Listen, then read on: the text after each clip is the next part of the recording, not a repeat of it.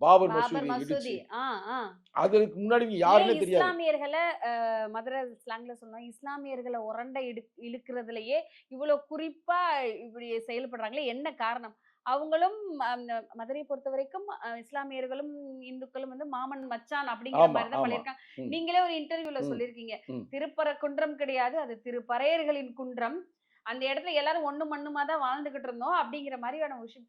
இப்ப இத பண்றதுனால என்னதான் சாதிச்சிட முடியும்? என்னோட கேள்வி. இத பண்றதுனால இப்ப நடந்துகிட்டு இருக்கிற ஆட்சிய வந்துட்டு ஒரு மாரி பிரச்சனைக்குள்ள கொண்டு போவோம் அப்படிங்கிறது கொண்டுட்டு வராங்களா? என்ன சொல்ல வராங்க? கரெக்ட்டா தெளிவா சொன்னீங்க. நான் கூட அத மறந்து போயிட்டேன். அது திருப்பரங்குன்றம்னு இவங்க சொல்லுவாய்ங்க. ஆனா அது அது அல்ல.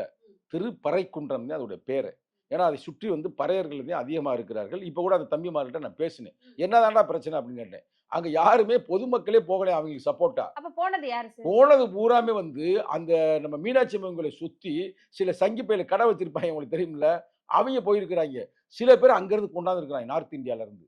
ஒரு தமிழன் கூட, ஒரு மரத்தமிழன் கூட அந்த இடத்துக்கே போகலையாம். போன ஆட்கள் எல்லாருமே வேற ஆள். அவிங்க முருகன் கோயிலுக்கு கீழ போயி என்னம்மா கோஷம் போட்டிருக்காய்ங்க, ராமருக்கு கோஷம் போட்டிருக்கிறாய்ங்க. ஜெய் ராம் அப்படின்னு இருக்கிறாய்ங்க. அவரே பயந்து போயிருப்பாரு முருகரு. முருகரே டேய் வந்து நான் அம்ப முருகன்டா அப்படிங்கிற மாதிரி அவரே அம்பு வந்து இதுல வேல வச்சு அவைங்கள குத்துறதுக்கு ரெடி பண்ணியிருந்தாரு அந்த காலகட்டத்துல. ம், ம். இப்ப அங்க போய் நின்னுகிட்டு, இவங்க வந்து பாட்ட பாடியிருக்கிறாய்ங்க. பாட்டு பாடுனது மட்டும் இல்லாமல், அங்க போறதுக்கே இவங்களுக்கு துப்பு இல்ல. இவங்க வந்து இந்த கலப்பு திருமணத்தெல்லாம் எதிர்ப்பாய்ங்க. ம். அவரு போய் வள்ளிய கல்யாணம் பண்ணி உட்கார்ந்திருந்த இடமே அந்த அந்த இடம் தான். இடம் தான். சரியா? இல்லையா? ம். அப்ப வந்து அது மாரி அவைங்க வந்து எதிர்த்திருக்கிறார்கள்.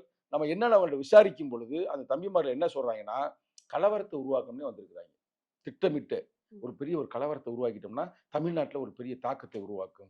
தாக்கத்த உருவாக்குனவன் அப்படியே வந்து மண்டக்காடு கலவரம் கேள்விப்பட்டிருக்கீங்களா? ம், ம்.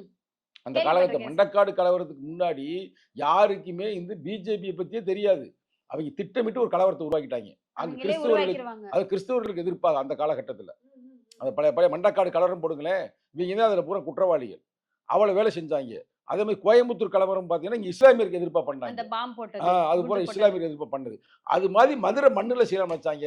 ஆனா மதுரைக்காரங்க ரொம்ப மோசமான பயலுக. உஷாரானவங்க. அடிச்சு விரட்டி விட்டாய்ங்க. உங்களுக்கு ஆமா, அது தெரியாது. அது ஆமா. நியூஸ்ல வரல.